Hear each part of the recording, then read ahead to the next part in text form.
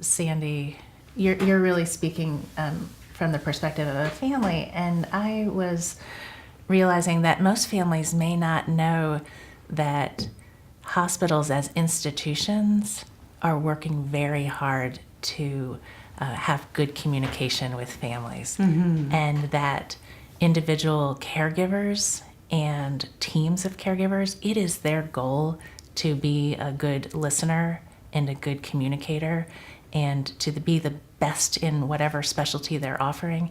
And I never want it to feel, from my perspective as a hospital insider, I would feel sad if it was a parents against hospital caregivers or hospital caregivers against families. Absolutely. Because I do really believe that both families and clinicians,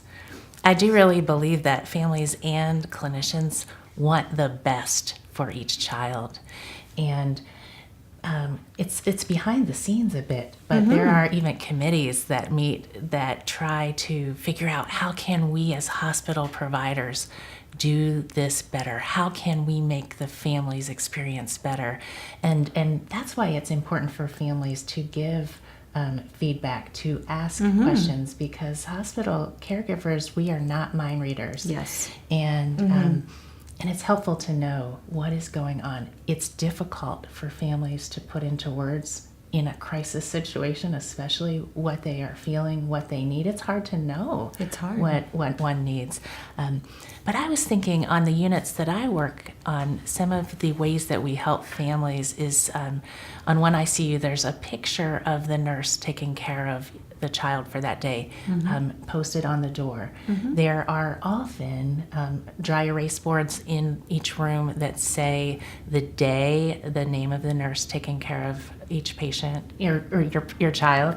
And sometimes in the entryway of a unit, there's a bulletin board with pictures of staff, of the doctors and nurses and other support services staff.